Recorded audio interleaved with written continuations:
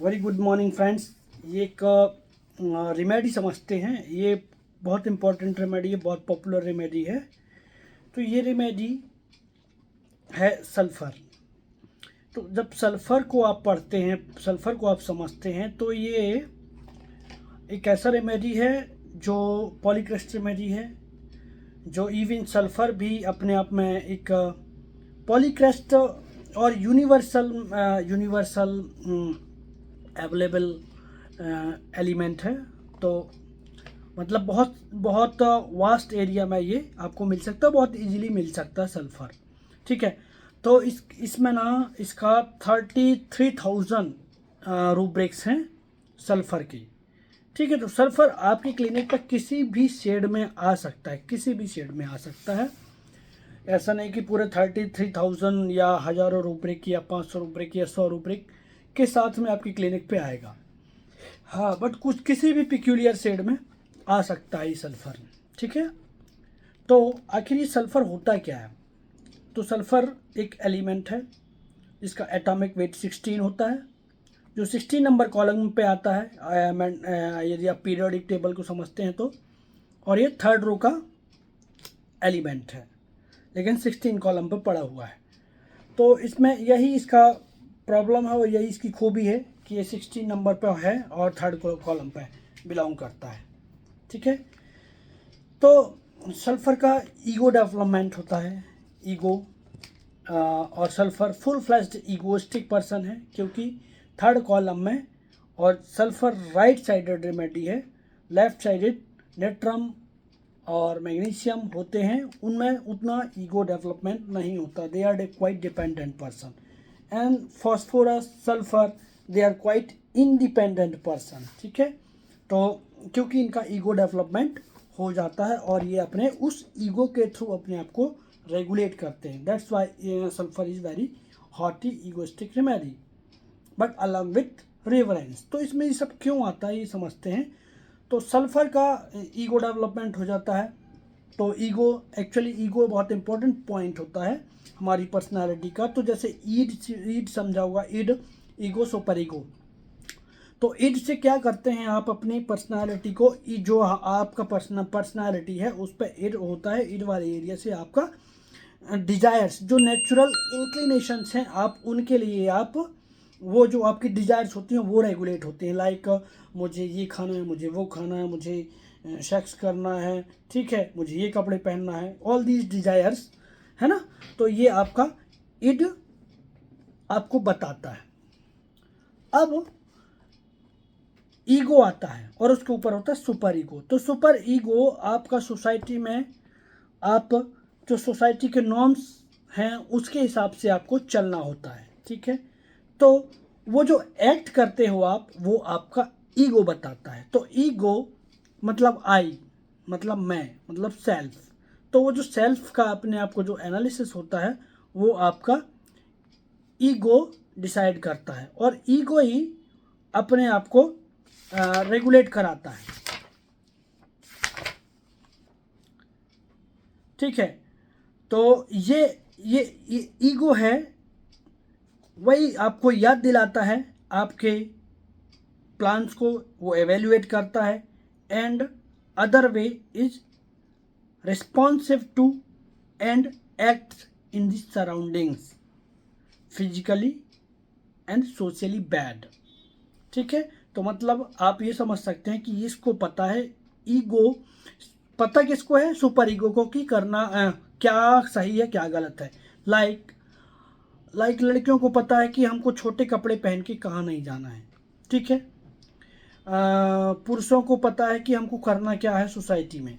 ठीक है, अभी देखो जैसे गर्लफ्रेंड बॉयफ्रेंड दोनों हैं, बट सोसाइटी में जब साथ में रहते हैं तो वो आपस में मिलते नहीं हैं। ठीक है, इंटरमिंग नहीं होते, किस नहीं करते, हग नहीं करते। ठीक है, तो उनको कौन एहसास दिला रहा है इस चीज़ का? आपका सुपर ईगो। बट एक्ट कहाँ से हो रहा है? वो all these are the actions are ego. ठीक है, ईगो मतलब मैं और मेरी कोई आइडेंटिटी है, और उस आइडेंटिटी को संभाल के रखने के लिए आपका ईगो आपके साथ चलता है। ठीक है, तो this is the remedy who has full-fledged ego, but his ego is toddler. ठीक है, टॉडलर। तो क्योंकि ये थर्ड रो में आती है इसलिए इसका ईगो होता है टॉडलर, मतलब बच्चों वाला ईगो। ठीक है, तो इसलिए ये इजीली हर्ट भी होता है। ईगो हर्ट हो गया, उसका ईगो हर्ट हो गया है ना, इसलिए उसका वुंडेड प्राइड जल्दी होता है, ऑनर वुंडेड जल्दी होता है। ठीक है, तो जब ईगो है आपके पास और आपको उस ईगो का एहसास है तो you will feel proud in your self.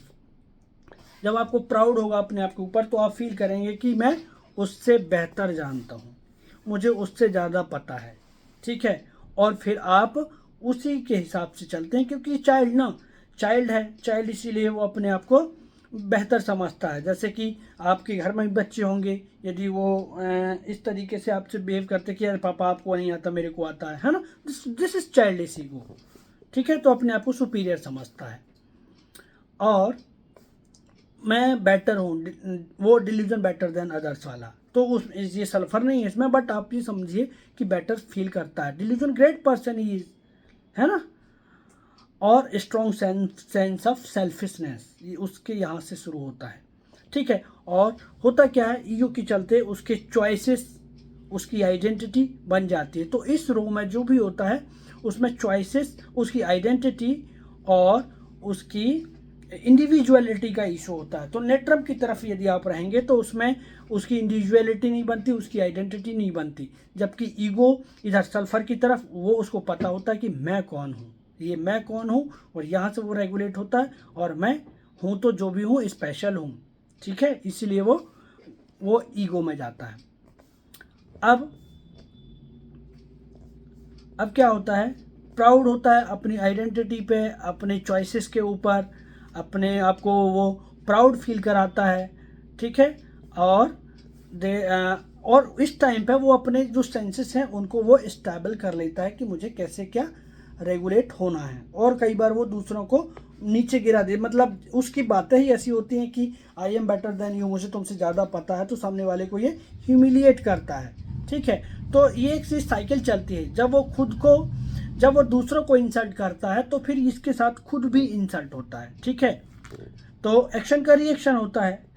ठीक है, every action has reaction, equal and opposite. तो न्यूटन्स का थर्ड लॉ ऑफ मोशन।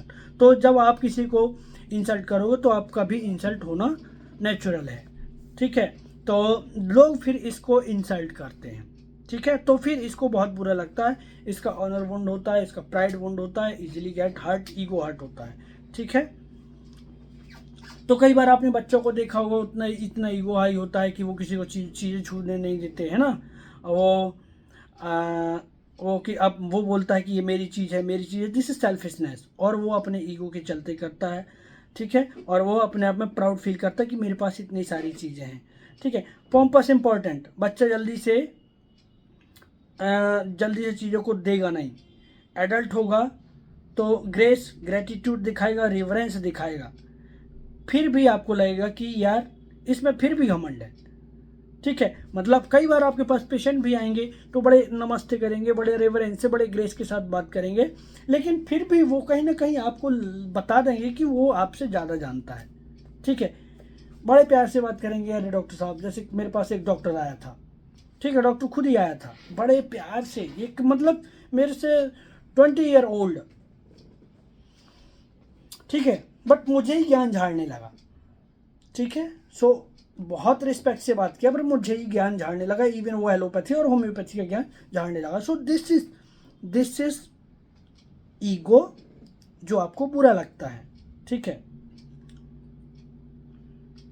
सो इसमें सेल्फ का उसका इंपॉर्टेंस होता है, उसकी वो प्रायोरिटी होती है, उसकी वो उसी में वो इनफ्लेम होता है, उसी को बोस्ट करता है, उसी को फ्लैटर करता है। ठीक है, और ये अपने आप को बताता है कि मैं कुछ हूँ।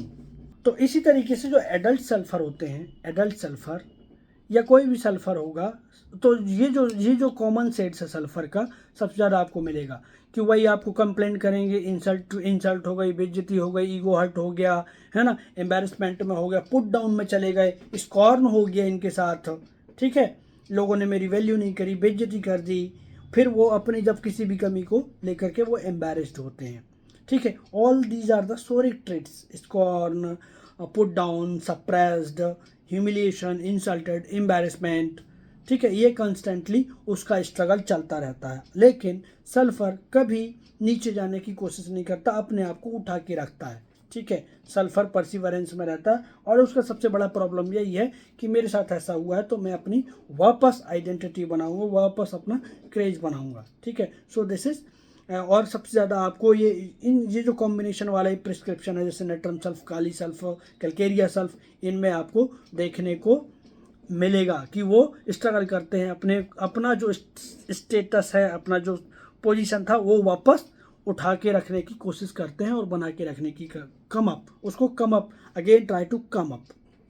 ठीक है, तो सल्फर की मेन फीलिंग क्या है? Criticize, put down upon and suppressed and scorn feeling. ठीक है, ऑनर वुंडेड।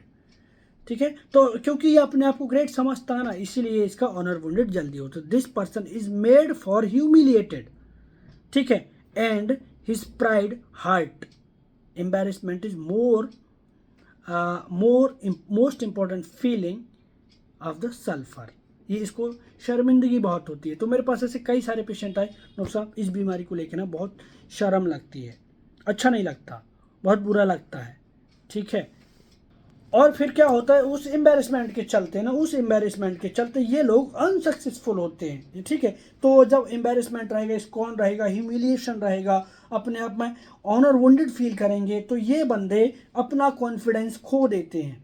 ठीक है, जब कॉन्फिडेंस नहीं रहेगा इनके साथ, कॉन्फिडेंस से नहीं चल पाएंगे, तो फिर ये अपने काम में बराबर फोकस नहीं कर पाएंगे। पैशन बहुत है, फायर एलिमेंट है ये। ठीक है, मतलब आग लगा देता है कहीं पे भी, तो वैसे भी आग लगा देता है। और हम पॉजिटिवली बोले हैं तो मतलब इसका जो पैशन इतना है कि कहीं पे, मतलब हम बोलते हैं ना कि तुम यार पढ़ोगे तो आग लगा दोगे तुम तो दुनिया को। ठीक है, मतलब दुनिया जलेगी तुमसे, इस लेवल तक पहुंच जाओगे तुम। लेकिन ये यहाँ पर ट्रैप हो जाता है, यहाँ पर फंस जाता है, और फिर वो कॉन्फिडेंस खो देता है, और फिर वो अपने काम में मन नहीं लगता, और वो अनसक्सेसफुल सल्फर बन जाता है। लेकिन वो हमेशा और फिर वो इसलिए अनसक्सेसफुल हो जाता है क्योंकि वो अपने वापस उस पोजीशन पे आने के लिए कांस्टेंट एफर्ट करता रहता है। ठीक है, तो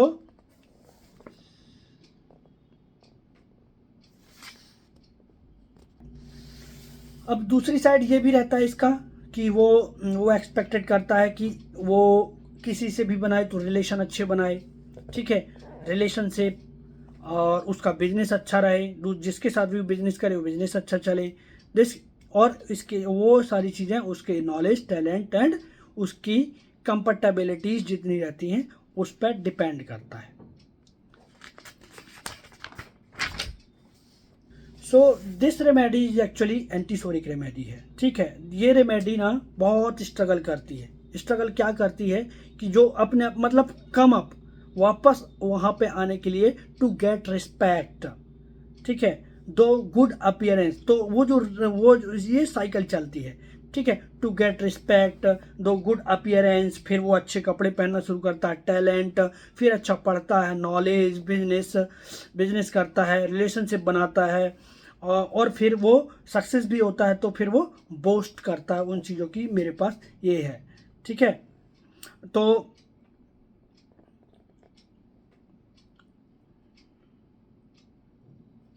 ये जो अभी बताया, scorn, embarrassment, humiliation, ego, pride, honour wounded, ये सब very common shade of sulphur, और जो भी उसके natrum sulph, kali sulph, hepar sulph, calcarea sulph, ये सब में बहुत कॉमनली मिलेगा। ठीक है, तो सल्फर इज अ फिलोसोफर।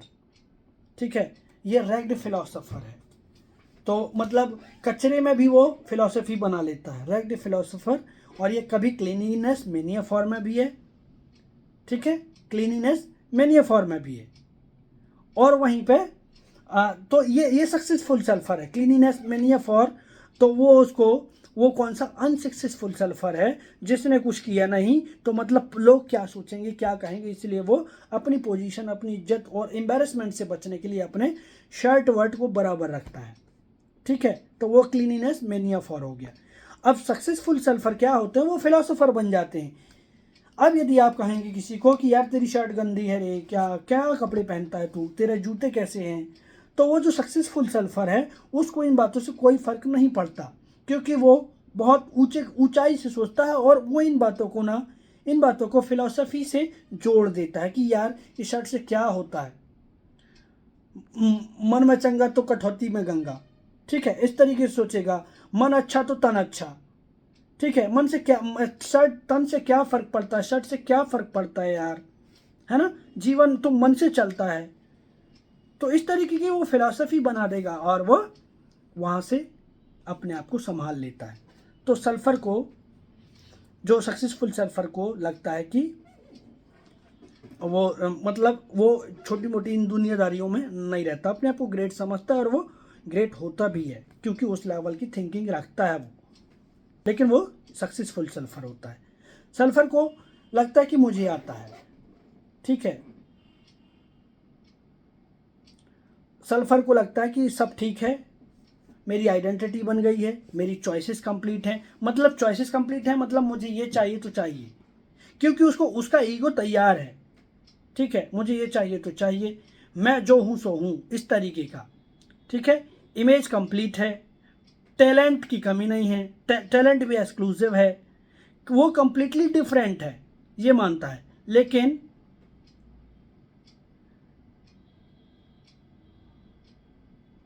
और ये मानता ही नहीं कि मुझे लोग पुट डाउन करते हैं, ये वो जो सक्सेसफुल सल्फर है, जो सक्सेसफुल सल्फर है, क्योंकि वही ना, उसको पता ही नहीं, उसको लगता ही नहीं कि मुझे कोई पुट डाउन करते हैं, और वो करते भी तो उसको उससे कोई लेना देना नहीं होता। ठीक है, जैसे कि जो जो भी इंटेलेक्ट पर्सन हुए, जो फिलोसोफर हुए, उनको समाज में क्या चल रहा है उनसे कोई लेना देना, वो अपने काम में एब्जॉर्व रहते हैं, डूबे रहते हैं। ठीक है, और यही एक उस ये फुल डेवलप्ड ईगो का फ़ायदा मिलता है उनको। सो